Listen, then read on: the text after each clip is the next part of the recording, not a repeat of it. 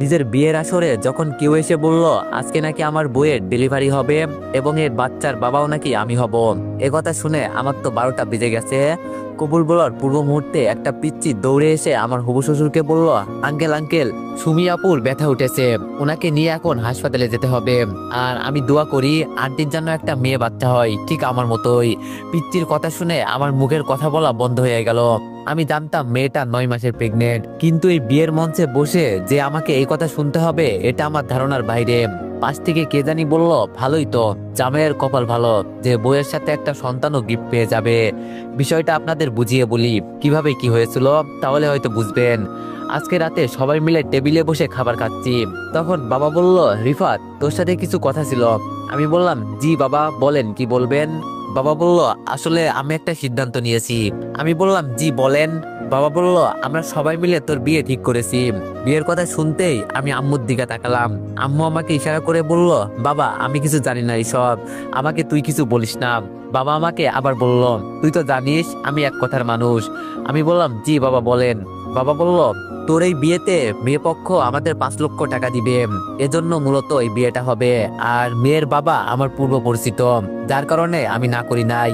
বাবা আমার বিয়ে ঠিক করেছে মানলাম, কিন্তু যখন আমাকে টাকার কথা বলল তখন আমার মনে হলো এখানে একটা প্যাচ তো আছেই।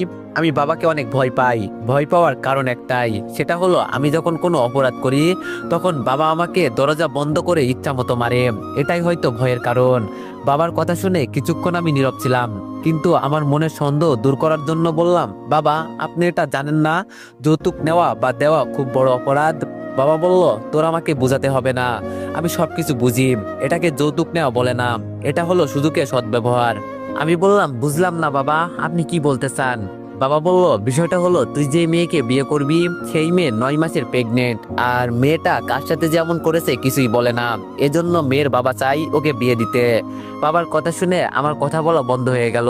আমি যে কি বলবো এটাই বুঝতে পারছি না। শুধু বললাম, বাবা আমি এখন বিয়ে করতে চাই না, তাও আবার একটা 9 মাসের প্রেগনেন্ট মেয়েকে। বাবা বলল, তুই বললেই হবে, এত কিছু আমি শুনতে চাই না, আমি যা বললাম তাই হবে। এই কথা বলে বাবা খাবার রেখে চলে গেলেন। আমি খাবার টেবিলে মাথা নিচু করে বসে আছি। আম্মা আমার মাথায় হাত দিয়ে বলল, বাবা আমি কি করব বল, তোর বাবা যে কেমন মানুষ এটা তো জানিসই।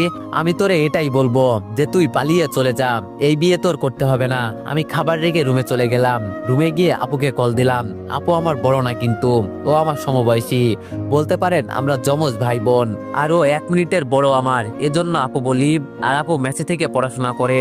আপু ফোন রিসিভ করে বললাম, রিফাত বল। আমি বললাম, আপু আমি কিন্তু পালিয়ে চলে যাব ভাবতেছি। আপু বলল, কি বলিস, ভাই তো এখনো পিচ্চি মেয়ে, আর একটু বড় হোক ভাই হলো আমার গার্লফ্রেন্ড। আমি বললাম, ভাইকে নিয়ে আমি পালিয়ে যাব তোরে বলছি। আপু বলল, তাহলে। আমি বললাম, একা একা পালিয়ে চলে যাব। বাবা একটা 9 মাসের প্রেগনেন্ট মেয়ের সাথে আমার বিয়ে ঠিক করেছে, আর বাবাকে নাকি আরো কয়েক লক্ষ টাকাও দিবে। টাকার জন্য বাবা আমাকে কুরবানি দিতে চাইছে। আপু বলল, কি বলিস এইসব, বাবা তো আমাকে কিছুই বলে নাই।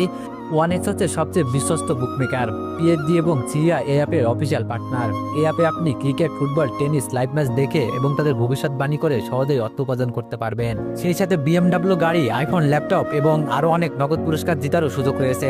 এই অ্যাপটিতে আপনি crash crystal, under and over 21 ইত্যাদি গেম খেলে সহজেই আয় করতে পারবেন।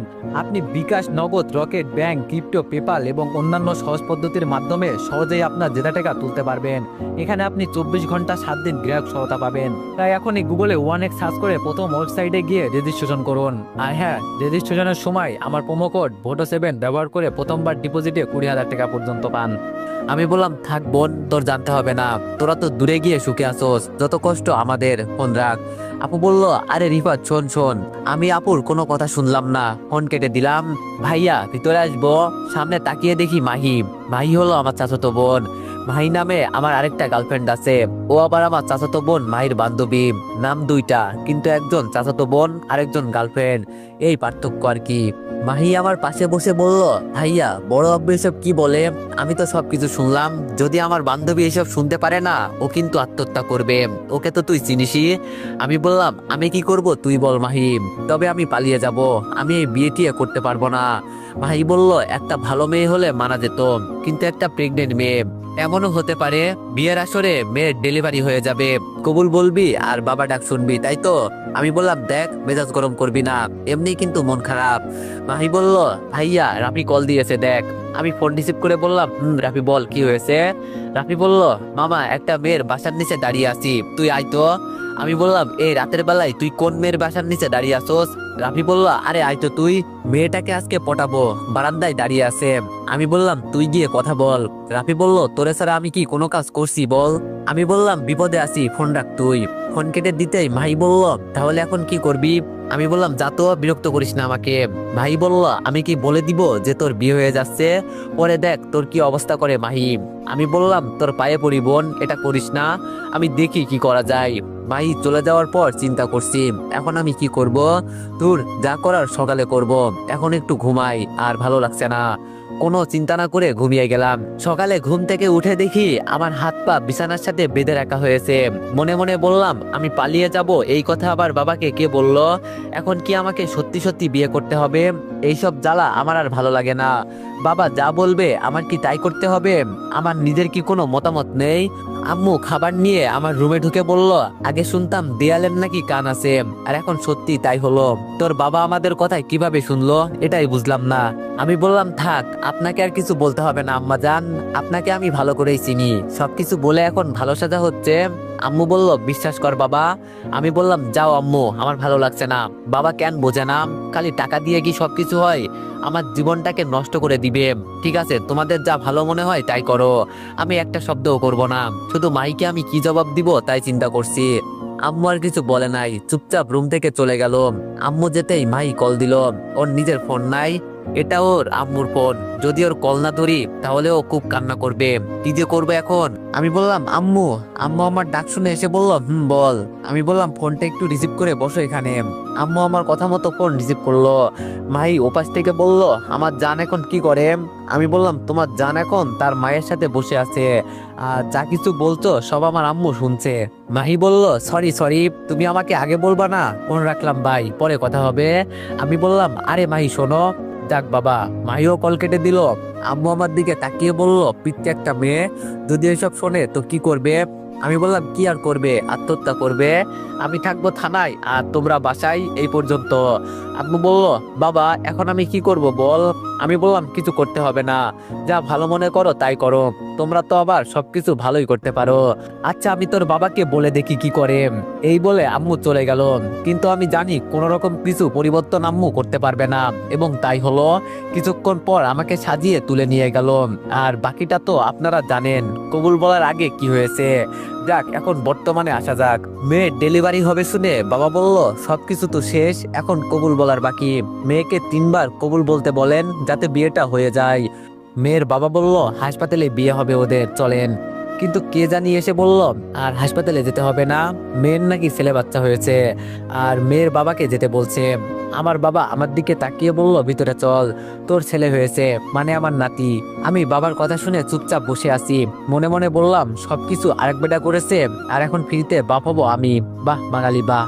আমি আমার শ্বশুরের দিকে তাকিয়ে বললাম মেয়ে কালো হলেও আমি মেনে নিতাম, যদি পঙ্গু হতো তাও আমি মেনে নিতাম, কিন্তু একটা ছেলের মা এখনো। এখন আমি কি মেনে নিব? এর থেকে আপনারা সবাই আমাকে মেরে ফেলেন, আমি এটাই মেনে নিব। আমি এই কথা বলতে একটা মহিলা এসে আমার হাত ধরে বলল আমার সাথে চলো, আমার মেয়ে তোমাকে কিছু বলতে চাই। মহিলাটা আমার হাত ধরে আমাকে ভিতরে নিয়ে গেল। ভিতরে যেতেই দেখি কয়েকজন মহিলা, আর মাঝখানে একটা মেয়ে, ওর কোলে আবার একটা বাচ্চা। তার মানে এটাই কি সেই মেয়ে? Order food you love with Food Panda. Download the app and order now. হবে মেয়েটা সুন্দর আছে, চোখ রাখা যায় না মেয়েটার উপর, এতটাই সুন্দর। মেয়েটা নিজের মাকে রেখে সবাইকে যেতে বলল। সবাই যাওয়ার পর মেয়েটা আমাকে উদ্দেশ্য করে বলল আপনাকে কষ্ট দেওয়ার জন্য সরি। আমি ধীরে বললাম বুঝলাম। মেয়েটি বলল জানেন তো বাবার খুব আদরের মেয়ে আমি আমার খালাতো ভাইয়ের সাথে সম্পর্কে জড়িয়ে এইসব করছি, আর ও আমাকে বিয়ে করতে চেয়েছিল কিন্তু ওর পরিবার না করছে, যার কারণে আপনার সাথে বাবা বিয়ে ঠিক করেছে। আমার জন্য আপনি অযথা কেন কষ্ট পাবেন? এজন্য আমি ওদের বলছি বাচ্চা সহ আমি মারা যাব। এই কথা শুনে সবাই আসছে, আপনাকে কষ্ট দেওয়ার জন্য সরি। যাক তাহলে বাঁচা গেল, কি ভয়টাই না পেয়েছিলাম। বিয়ে করার আগে বাচ্চার বাবা হয়ে যাব, এটা কি সোজা কথা? কি সাংঘাতিক কথা তাই না? আমি এবার একটু হাত ছেড়ে নিয়ে বসে বললাম, আপনাকে যে কিভাবে ধন্যবাদ দিব আপু, বলার বাইরে।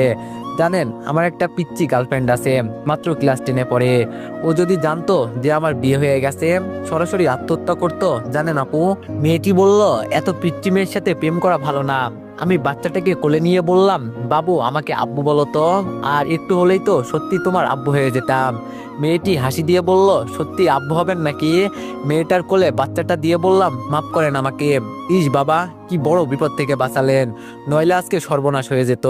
মেয়েটা আমার দিকে তাকিয়ে বলল, আমার নাম জানেন?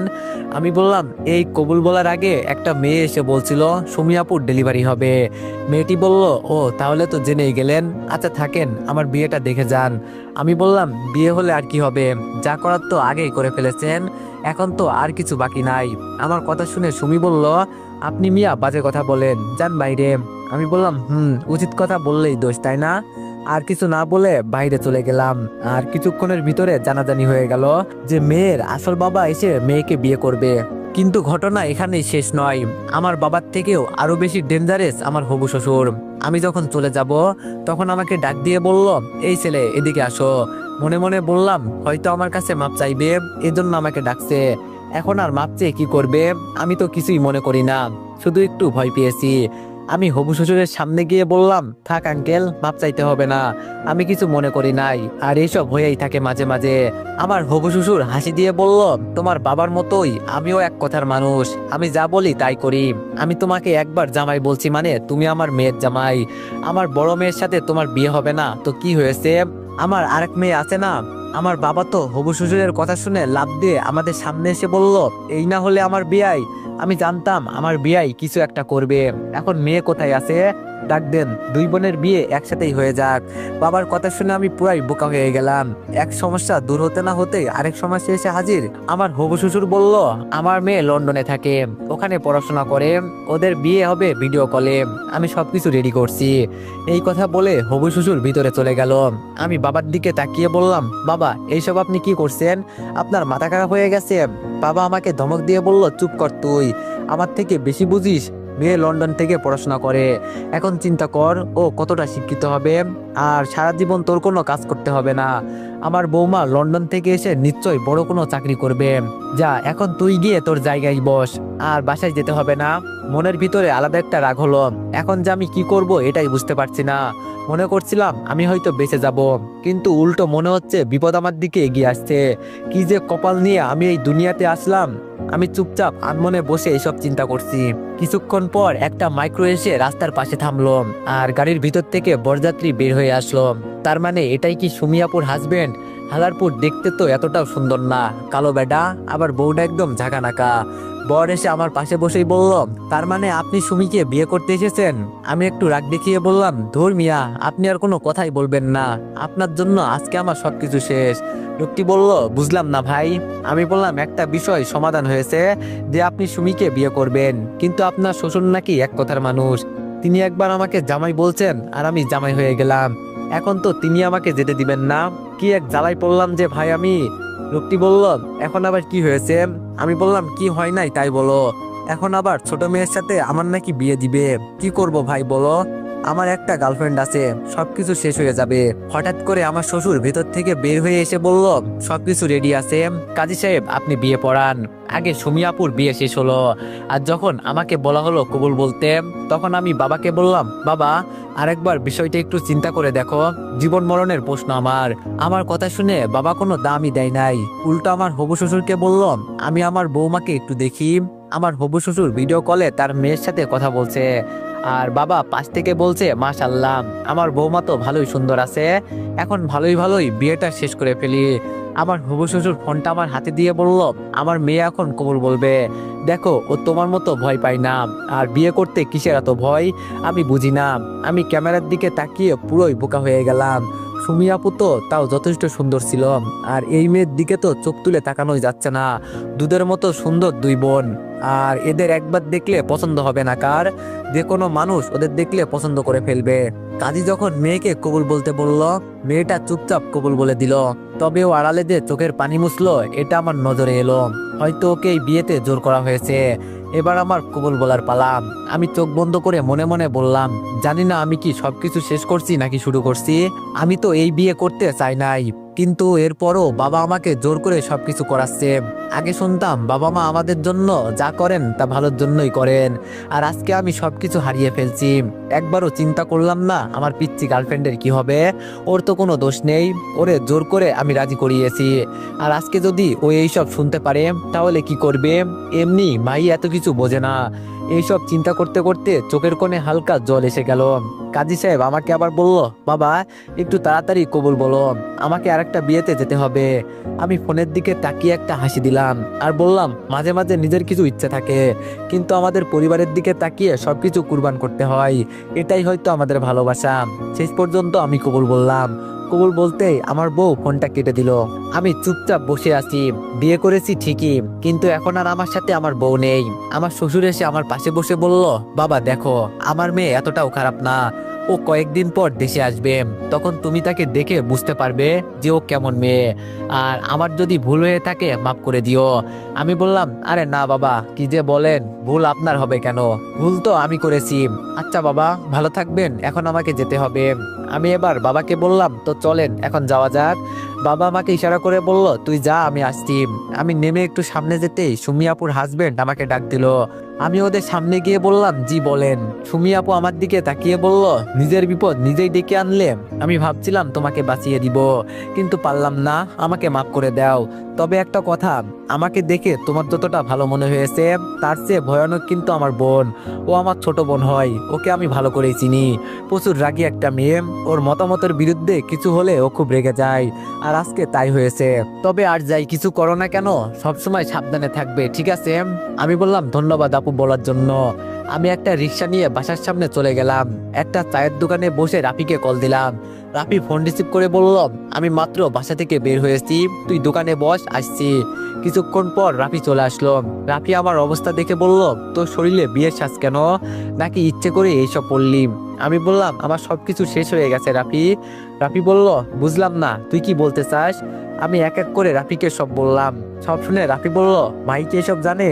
আমি বললাম, না এখনো জানে না, ভাবছি জানলে কি করবে। রাফি বলল, থাক, ওকে জানাতে হবে না, পরে এক সময় জানালে হবে। আর তোর বউকে তো দেখি না। আমি বললাম, দেখ মজা করিস না, এইসব মজা আমার ভালো লাগে না। আমি আছি আমার চিন্তায়, এখন আমি কি করব? রাফি বলল, আমি কি বলবো তুই কি করবি? আমার মাথায় তো কোনো বুদ্ধি নাই। আমি কিছু বলতে যাব, তখন দেখি ফোনটা বাজতে লাগলো। মাই কল দিয়েছে। আমি যেটা আন্দাজ করলাম সেটাই হয়েছে। রাফির দিকে ইশারা করে বললাম, এখন আমি কি বলবো? রাফি বলল, আগে ফোন রিসিভ করে কথা বল। আর ও তো কিছু জানে না, এজন্য এত সন্দেহ করবে না তোরে। আমি রাফির কথা মতো ফোন রিসিভ করলাম। ফোন রিসিভ করতেই মাই বলল, বেবি আমার না। আমি বললাম, কি বলো? মাই বলল, আজকে এক বান্ধবীর বিয়েতে গিয়েছিলাম। আমি বললাম, আমাকে বললে না তো? মাই বলল, তোমাকে বললে কি তুমি যেতে দিতে? আমি বললাম, আমাকে বলো নাই, তাহলে এখন বলছো কেন? আর আমি তোমাকে যেই বিষয়ে না করি সেটাই বারবার করো। মাহি বলল, আমি তোমাকে বলতে চেয়েছিলাম, কিন্তু ভয় হয়েছিল। আমি বললাম, থাক বাদ দাও, এখন বড় হচ্ছ না, দিন দিন সবকিছু আমাকে ছাড়াই করতে পারবে। আমার কথা শুনে মাই কান্না করে বলল, সরি আমার ভুল হয়ে গেছে, আর তোমাকে না বলে কিছুই করব না। আমি বললাম, মার দিব কিন্তু মাহি, আমি তোমাকে বলছি কান্না করতে। মাহি বলল, তুমি বকা দিচ্ছ কেন তাহলে? রাফি আমাকে ইশারা করে বলল, ফালতু কথা পরে বল, তুই আজকে যা করলি ও এসব শুনতে পারলে কি হবে জানিস তো? আমি এবার শান্ত সুরে মাহিকে বললাম, আজকে স্কুলে যাও নাই? ভাই বলল, না আজকে বলছি না, বিয়েতে গিয়েছিলাম। আমি বললাম, ও আচ্ছা। ভাই বলল, চলো না আমরাও বিয়ে করে ফেলি, গোপনে বিয়ে করব, কেউ জানতেও পারবে না। আমি বললাম, এজন্যই আমি তোমাকে বিয়েতে যেতে না করি, এখন তো বুঝছো। ভাই বলল, ওই শোনো না, আজকে মিথ্যা কথা বলে বাসা থেকে বের হয়ে পুকুর পাড়ে আসছি, তুমি ফুচকা নিয়ে তাড়াতাড়ি চলে আসো। আমি বললাম, এখন আসবো? মাই বলল, এখনই আসবে। আমি ফোন কেটে দিয়ে বললাম, দেখলি রাফি, এখন কি বিপদে পড়লাম, এখন তো আর বাসাও যেতে পারবো না। রাফি শার্ট খুলে দিয়ে বলল, এটা পরে যা, আর তোর পাঞ্জাবি আমাকে দিয়ে যা। আমি বললাম, তুইও আই। রাফি বলল, তোর প্রেম দেখলে আমার গা জ্বলে ভাই, তুই যা। আমি বললাম, এজন্যই তো তোরে বলি তুই একটা মেয়ে পটিয়ে নে। রাফি বলল, দেখি পেয়েছি একজনকে, হঠাৎ করে মনের কথা বলে দিব, দেখি কি হয়। আমি বললাম, আচ্ছা তুই এখানে একটু বস, আমি আসছি। এই কথা বলে আমি একটা ফুচকার দোকানে চলে গেলাম। কিছু ফুচকা নিয়ে পুকুর পাড়ের দিকে যেতে লাগলাম। গিয়ে দেখি মাই আনমনে বসে সামনে তাকিয়ে আছে। আমি দূর থেকে ডাক দিলাম, মাহি। মাহি আমাকে দেখে উঠে আমার কাছে এসে আমাকে জড়িয়ে ধরে বলল, আমার বাবুটা দিন দিন এত কিউট হয়ে যাচ্ছে কেন? আমি বললাম, বলছে তোমাকে। আমি কিউট হচ্ছি না, বরং তুমি হচ্ছ। এখন তাড়াতাড়ি ছাড়ো আমাকে, কেউ দেখে ফেলবে এসে। মাহি বলল, দেখলে দেখবে, তাতে আমার কি?